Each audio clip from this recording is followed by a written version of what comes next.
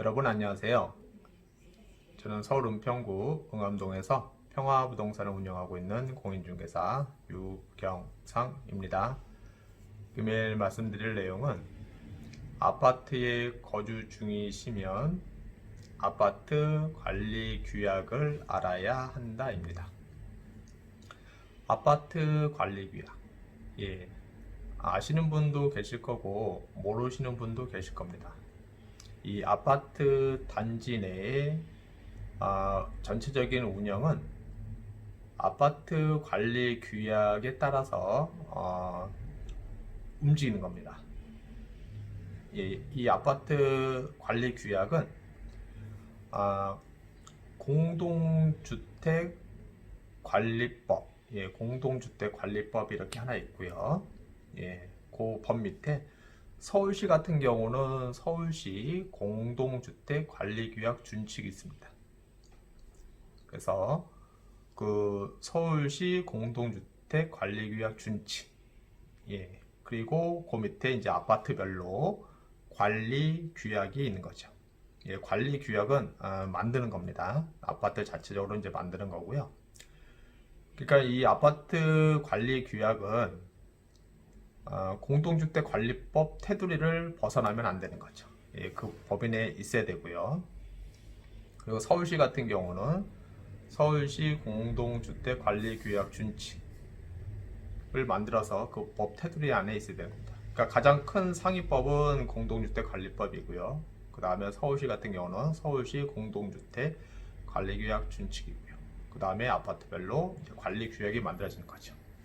그래서 이 아파트 단지별로 관리 규약이 있습니다. 관리 규약이 있고요. 이것은 공동주택관리법 테두리를 벗어나면 안 되고요. 서울시 공동주택관리규약 준칙을 벗어나면 안 됩니다. 그럼 부산시, 대전시라든가 이런 데도 다 있겠죠. 그러면은 그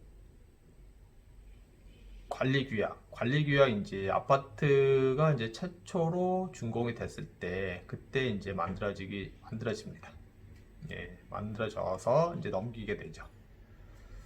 우리가 이제 아파트 관리 규약을 알아야 되는 이유는 그 규약에 따라서 우리가 이제 월별로 그 관리비 고지서를 받잖아요. 그 관리비 고지서에 보면은 일반 관리비 해서 전기세, 수도세 뿐만 아니고 거기에 소독비라든가 여러 가지 품목이 이제 계산이 돼서 들어가잖아요. 그런 거 다 계산할 때도 관리 규약에 맞게끔 해서 이제 그 부과가 되는 겁니다. 또 그 안에는 이제 장기 수선 충당금이 있죠. 장기 수선 충당금. 장기수선 충당금은 뭐냐면은 이제 공용 부분을 관리하기 위해서 돈을 모아놓는 거죠. 그래서 입주민들한테 돈을 걷어서 모았다가 나중에 아파트 옥상이라든가 외벽이라든가 지하 주차장 바닥이라든가 엘리베이터 교체라든가 이런 공용 부분을 수리하는데 이제 사용을 하는 겁니다. 그래서 아파트가 준공이 되고 나서 이제 40년, 아파트 40년 동안 사용한다고 보고요. 40년 동안 계획을 세웁니다. 그래서 장기 수선 충당금을 이제 10년 단위로 해가지고 얼마씩 모아야 된다. 이게 나오는 거죠. 그리고 중간중간에 어디를 보수를 할 것인가, 엘리베이터를 언제 교체할 것인가. 통상 한 20년 되면 교체를 하죠. 엘리베이터요. 그 다음에 주차장 바닥에 에폭시 작업이라든가 그런 걸 해야 되겠죠. 그런 거 하는데도 이제 돈이 들어가고요. 그 다음에 아파트 옥상 방수 작업. 그 다음에 외벽에 보면 이제 색깔이 바래지잖아요. 다시 도색을 해야 되잖아요. 그것도 한 20년 정도 되면 해야 됩니다. 도색 작업. 그리고 20년이 안 되더라도 중간중간에 이제 공용 부분에 대해서 이제 수리해야 될 부분들이 생기겠죠. 그런 거 이제 수리를 하는 거죠. 그래서 그러한 이제 장기 수선 충당금. 이러한 것을 이제 부과할 때는 공급 면적으로 해가지고 부과를 하게 됩니다. 예. 이 전용 면적이 아니고 공급 면적입니다. 공급 면적. 예, 공급 면적은 전용 면적 플러스 공용 면적이 포함이 된 거죠. 그래서 뭐 24평형 아파트다, 뭐 28평형 아파트다, 34평형 아파트다. 요게 이제 공급 면적이죠. 그래서 공급 면적별로 해서 부과가 이제 들어갑니다.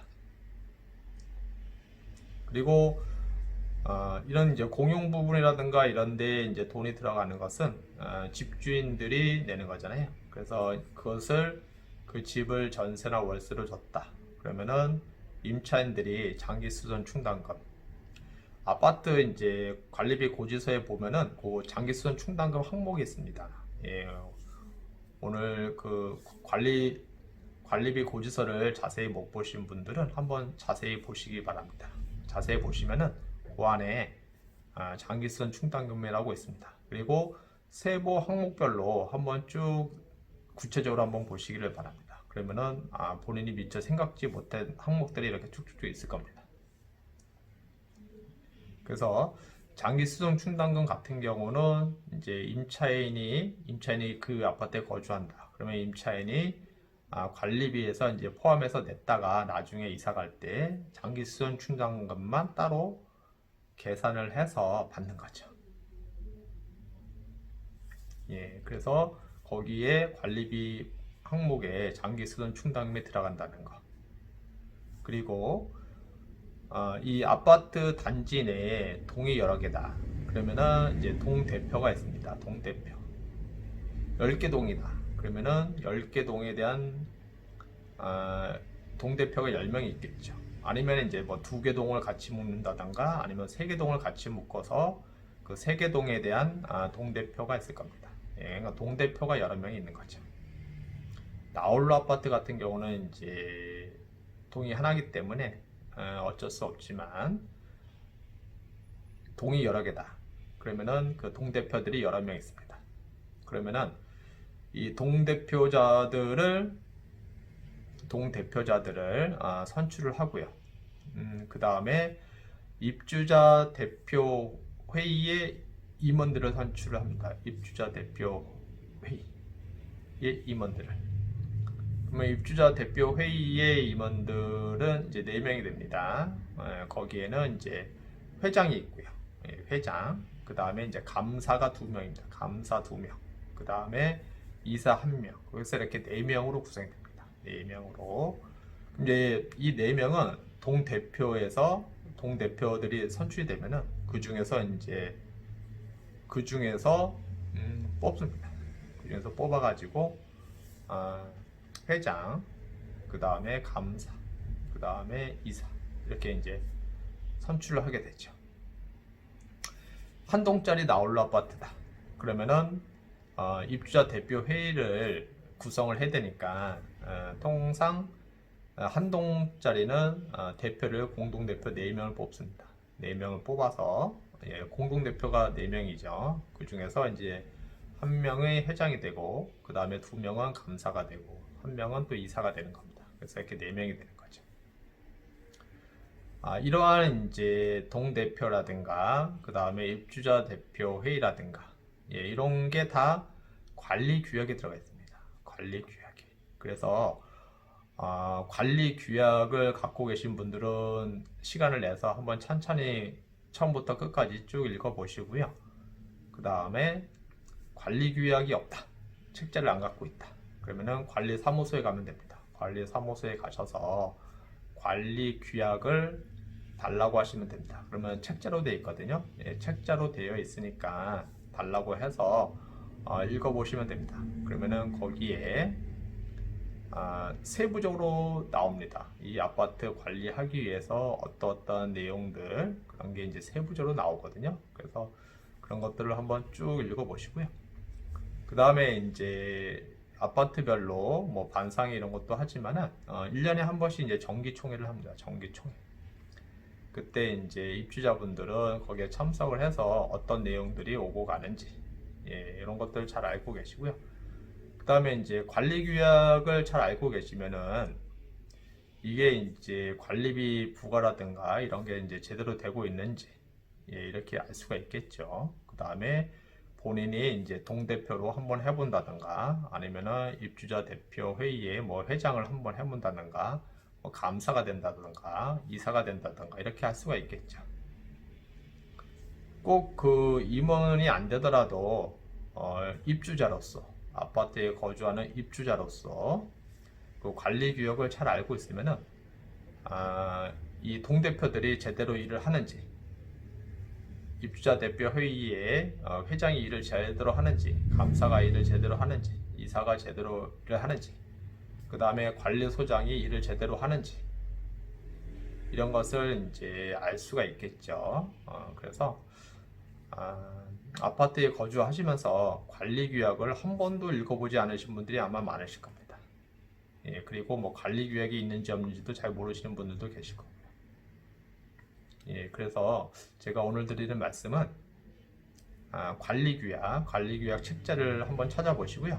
그 책자를 찾으셨다 그러면은 꼭 한번 정독해서 읽어보시기 바랍니다. 처음에는 용어도 생소하고 좀 낯설기도 할 수는 있을 것 같긴 한데 뭐 그렇게 어렵지는 않습니다. 예, 그래서 이제 한번 읽어보시고요. 한번 읽어봐서 이해가 잘 안 간다 그러면은 뭐 이렇게 몇 번 또 읽어보셔도 되니까 예, 그거 읽어보시면은 다 피가 되고 살이 되는 내용들입니다. 네, 오늘은 여기까지 하고요. 본 내용이 조금이라도 도움이 되셨다고 하시면은 구독 버튼을 꼭 눌러주시면 감사하겠습니다. 네, 다음에 또 뵙도록 하겠습니다.